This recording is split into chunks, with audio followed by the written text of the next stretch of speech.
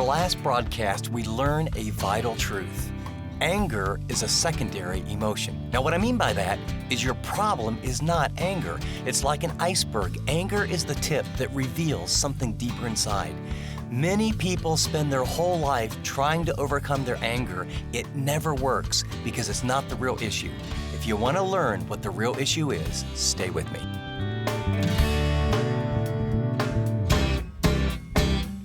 Welcome to this edition of Living on the Edge with Chip Ingram.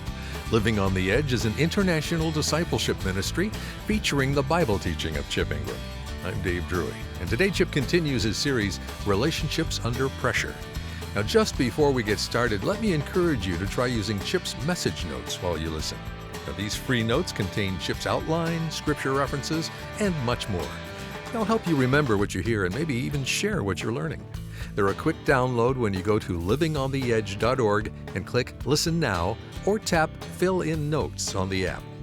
Now, with part 2 of his message, Why We All Struggle with Anger, here's Chip. Okay, anger is a secondary emotion. We got it? It's an iceberg up here. Underneath, you have unmet needs, hurt. There's 2 more. The second reason that we bolt to anger is frustration. Frustration is real or perceived unmet expectations. The distance between what you expect to happen and what really happens, if it's a little, we call it frustration. If you expect this to happen and this is your experience, that's anger. If you expect this to happen and this happens, you are super ticked off. A lot of your anger is built into expectations. And by the way, this comes as a surprise. People actually cannot read your mind. You have expectations, they're in your head that people don't know that they're there. You were raised in a certain way, and your expectation is things should be clean like this. You have expectations of what people should do, what they shouldn't do, what they should say, what they should never say, how they should drive, how they should treat people, and they ought and should and always should never do certain things. And when people violate those, you get mad. And often you don't know even why you're mad. Proverbs 14:29, it says, a patient man has great understanding, but a quick-tempered man displays folly. Anger is inseparably linked to our expectations. I can remember a time I was in the Philippines. We were doing ministry, and it was a basketball ministry, and we were there for 3 weeks, and we were out in the boonies.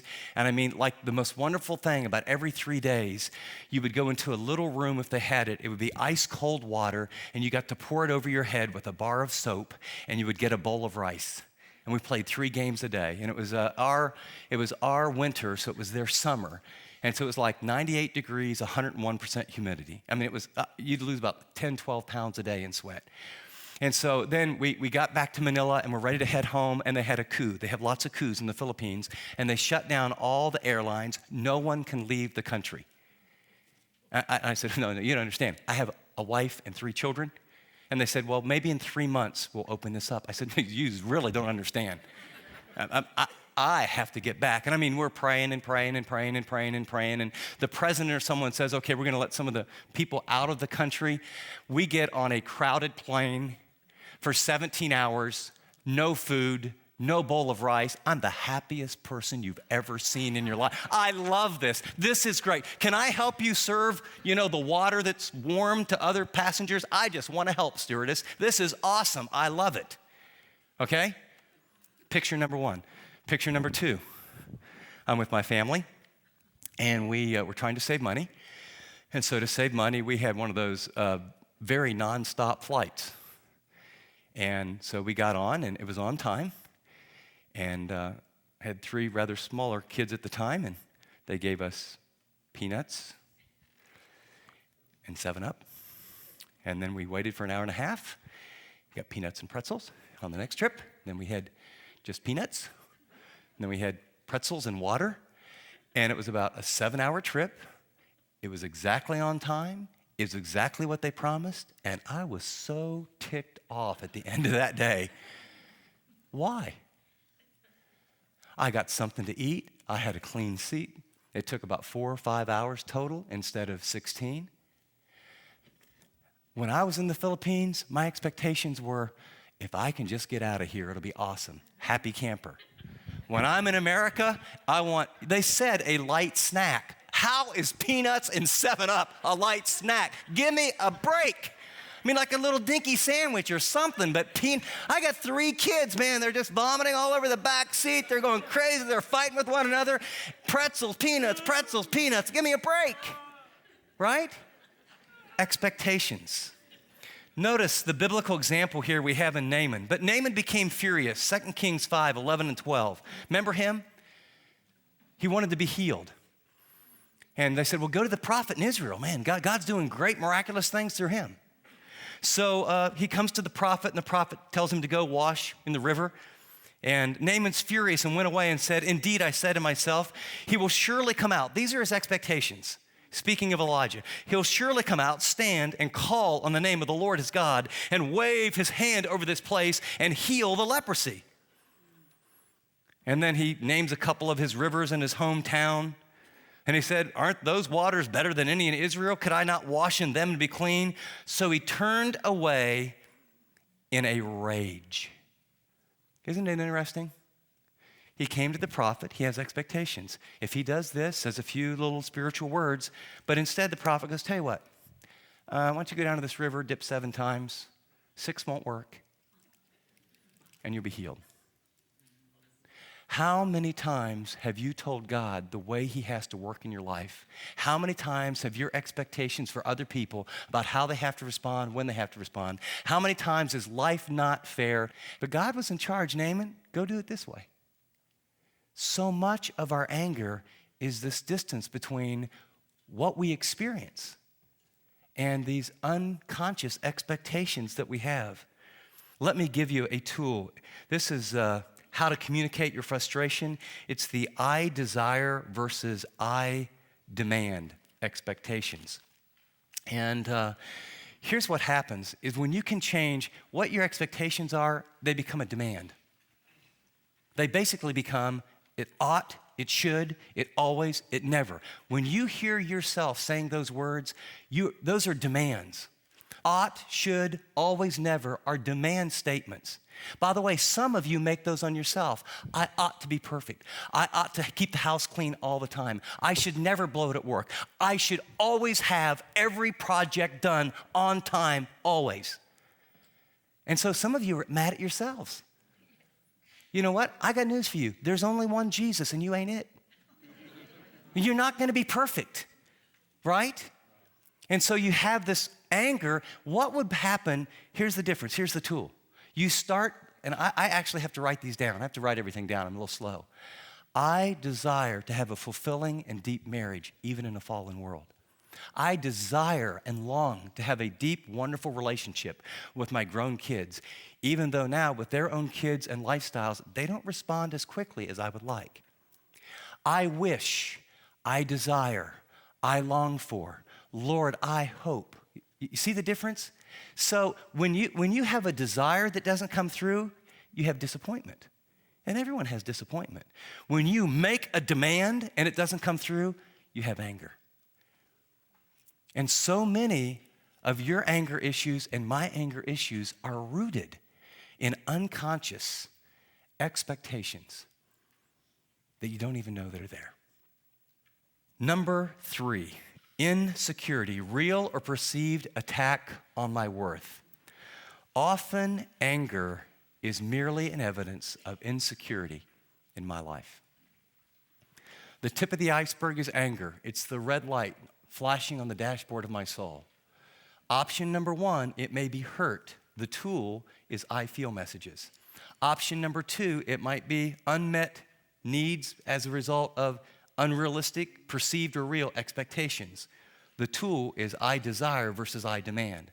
The third possibility is basically insecurities or real or perceived personal attack on my worth. Proverbs 15:1, a gentle answer turns away wrath, but a harsh word stirs up anger. What does a harsh word do? What does criticism do? What does someone calling you a name do? What does someone cutting in front of you and making a gesture do? What does someone attacking you do? That harsh word, it stirs up anger. Why? Because you're personhood has been attacked. Your value has been attacked. And sometimes your safety has been attacked. And anger is probably a very wise and good response. Proverbs 18:19 says, an offended brother is more unyielding than a fortified city, and disputes are like the barred gates of a citadel. Why? An offended brother, when you attack or when you're attacked, when your personhood, when your security is attacked, I'll tell you what, the bars go up. Again, let me read a quick overview of this that I think puts it more succinctly than I can. When we feel threatened, we tend to call a red alert. Unfortunately, we usually do it automatically without properly assessing the risk. We do it over small, insignificant things as well as big, overwhelming issues. Whether the impending intruder is a mouse or a monster, we gear up for action with almost the same intensity. We get fuming mad when a stranger flips us off on the highway, when our spouse has been unfaithful, when the store clerk makes a rude comment, when the boss takes credit for all the work that we did, when there's a long line at the bank, and when we discover our teenager stole some money. We need to stop and assess the situation before we blast in with heavy artillery. I came to a little window, and I've shared this before, and I shared it when we started, is that I believe that everybody is desperately insecure. If you study Genesis chapter 3, you'll find that when sin entered the world, a new pattern occurred. God calls out, Adam, where are you? Adam's response is, I heard you coming, therefore I was afraid. Why? Sin had entered. He now sees he's inadequate. He's self-conscious for the first time. That inadequacy produces fear rooted in shame. Therefore, I hid. Inadequacy or insecurity creates a fear of others seeing me as I am, and so I hide. Paul Tournier wrote a little book that had a fabulous impact on my life called The Strong and the Weak, Swiss psychologist, translated from French to English. And he interviewed all these people in his practice and basically realized that everyone's desperately insecure. Some people have strong reactions. They power up, they yell, they scream, they tell you how many people report to them, how much money they make, where they live, where their zip code is, what they drive. And they do that to keep a distance, and it works. Other people feel desperately insecure, and they use weak reactions. They look at the floor, they're shy, they withdraw, they tell you all their problems, they're like a victim. And after you hear the sad story the seventh time, you kind of see them in church and say, I think I'll use the other hallway. Both keep people at a distance. When I discovered, you know what, Ingram, you're going to be insecure the rest of your life. Your only security is in Christ. It removes the threat. Why should I care if someone I don't know flips me off in the highway?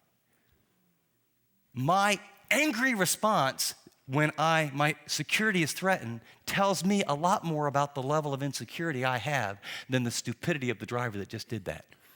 When someone says a harsh word and my immediate reaction, hey, what'd you say? Why am I bolting to anger? It's because I feel exposed. When they criticize my project, why do I get so defensive? Well, because it's really an attack on me. Do you get it? Notice in Scripture here, we've got a couple good examples of both Saul and the Jewish leaders. You know the story, right? David has now killed Goliath, and Saul has put him over the army. And we can pick up the story. So David went wherever Saul sent him, and he behaved wisely. And Saul sent him out, men of war. He was accepted in the sight of all the people, and also Saul's servants. And it happened that as they were coming home, David was returning, and they began to sing this song. You know, Saul has slain his thousands, and David his 10,000s. And Saul hears this. And instead of saying, wow, I must be a great delegator, I'm really looking to build a legacy, I'm empowering other people, and the goal, it's God's Israel, we are making real progress, he's threatened. He thinks, uh-oh, I'm the king. And it says, then Saul was very angry, and the saying displeased him. They have ascribed to David 10,000, and to me 1,000. Now what more can he have but the kingdom? There's a very insecure man at the success of other people. The same thing happens in the religious leaders. You pick up the story in Acts 5, and through the hands of the apostles, signs and wonders are being done. They're done with one accord on Solomon's porch. Yet none of the rest dared join them, but the people esteemed them highly. And the believers were increasing, and the Lord added to them multitudes of men and women, so that they brought the sick into the streets and laid them on beds and couches, and even in the least of Peter's shadow passing by might fall on some of them. And so the multitudes gathered from the surrounding cities of Jerusalem, and they brought the sick and those who were tormented by unclean spirits, and they were all healed. God's doing this miraculous thing as he bursts the church. And here's religious leaders, and they saw what they did to Jesus. They have all this scripture, and instead of saying, wow, I guess we were wrong, he must be the Messiah. I mean, this is pretty heavy-duty stuff. Everyone's healed. Demons are flying out. What's their response? Then the high priest rose up and all those that were with him, which is the sect of the Sadducees, and they were filled with indignation. And they laid their hands on the apostles and put them in the common prison.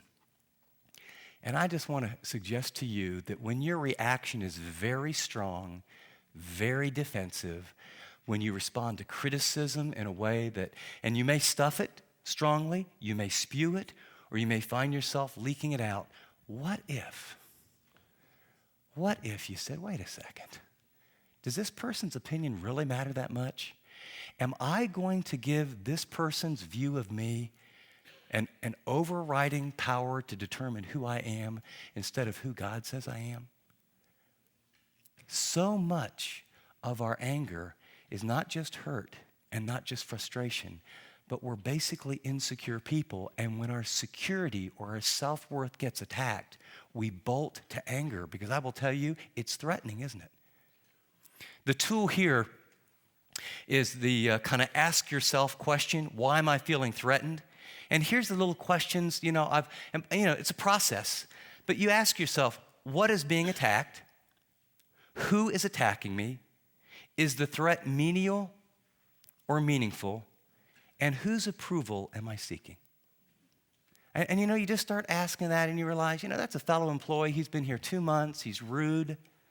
He's got a big ego. He criticized me. I wanted to punch his lights out. I mean, that was my initial reaction, but he's really big, so I think I'll not go there, and it would not be a very good testimony. But you have these thoughts, and then you just realize, this is silly. I don't need that person's approval. I got criticized. She criticized me in the car. You know what? We've been married 27 years. I think I can find where we're supposed to go. I got a GPS. I can see where the little spaces are. There's one over there. There's one over there. Why do you get so angry? Woman, I could tell you I can find empty parking spots. You understand? Zip it. Here's some duct tape, Ask yourself, guys, what is it about that makes you so angry? It has nothing to do with parking spots. It's my ego is being threatened, and somehow I'm being made to feel by that comment that I'm not smart enough to figure it out, right? Now, there's 2 applications here, ladies. And the other application is guys. You know what? Thanks, son. I get a little help, right? See, when you can begin to understand that defensiveness, that bolt to anger, how many of you have had arguments like that? I mean, great morning with the Lord on your way to church, and over a parking lot, the Spirit of God leaves the room, right? In summary, the first step in overcoming the destructive power of anger, and write this word, is the courage to look below the surface. I had the aha moment of my life, and it changed my life. When I realized sitting for 10 minutes in a car, the problem's not anger, I'm hurt. Since then I've learned, it's not hurt, I'm frustrated. I had expectations of when this would be done, or what people would do, or what I expected of myself. And you know something? I'm not hitting those. Now sometimes I just need to accept that, confess my sin, plan better. And other times it's a fallen world, everyone gave it their best shot. This is just where we're at. And finally, I just have to accept a lot of the anger I have is people attack my personhood, and I'm either going to respond in defensiveness and anger and in like manner, or I'm going to ask a few questions like, who's being attacked? What are they really attacking? Is this really worth dealing with? And do they really have the power to define who I am? Anger is the light on the dashboard. Anger is our way of protecting ourselves from painful, hard to deal with hurts, frustrations, and insecurities. Anger has many faces, and despite its power for good, it will destroy unless we, and this is what we're going to look at next time, we call it the A, B, C, Ds. I want to give you a very clean process to look under the hood. It will be acknowledge your anger, backtrack to the first emotion, consider the real cause, and then to determine how to rightly respond. You're listening to Living on the Edge with Chip Ingram. And Chip's going to be back with a final thought about this message in just a minute. Why we all struggle with anger is one of 5 messages in Chip's series, Relationships Under Pressure, keeping it together when the world's falling apart. If the pain of relationships that just aren't working is getting the better of you, you're going to find practical, biblical answers in this series. If you're ready to get on the solution side of relationship problems, Relationships Under Pressure has the wisdom you need. Now, to take a closer look or to order this set of messages, just tap Special Offers on the app or visit us online at livingontheedge.org. Well, Chip, the last several weeks have been pretty crazy around here as we've scrambled to adjust to people being home and isolated. We changed our broadcast schedule. We created a new online video course on relationships. We've worked very hard to figure out how best to help people through this unusual, difficult season. It's been a challenge, but we've seen amazing things happen, haven't we? Yeah, Dave. We did something called Load at Home, where I did a daily discipleship. We created something that allowed people to get closer relationally during mealtime and have conversations that really matter. We created a brand new series about relationships that we're in right now, knowing that they're fractured and they're hurting, but it does cost money. And so I would just like to ask those people who have benefited, would you be willing to prayerfully support us right now? It's a very, very important time. Would you give financially? I do understand there are some who can't, and we totally get that.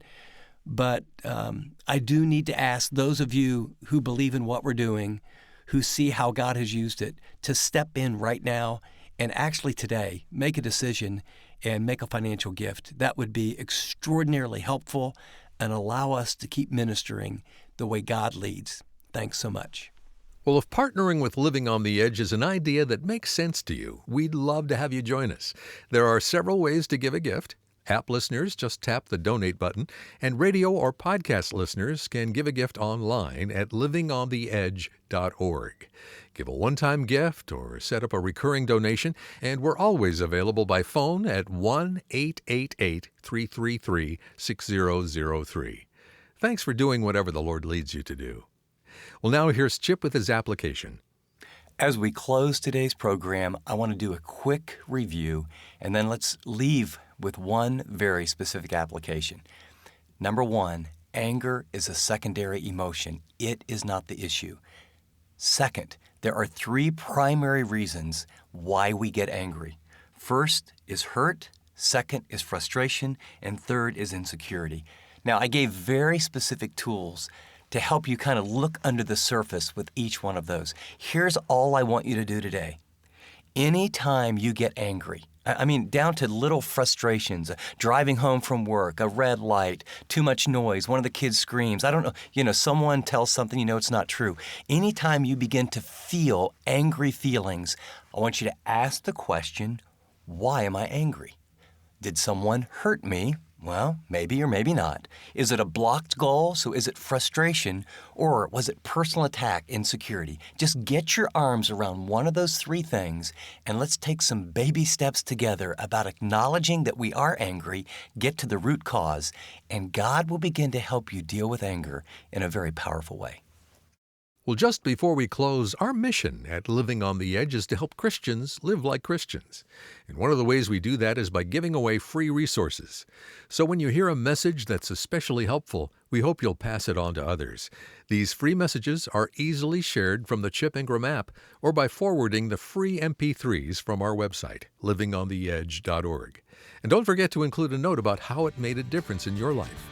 Well, be sure to be with us again next time when we continue our current series. For Chip and the entire team here, this is Dave Drury saying thanks for listening to this edition of Living on the Edge.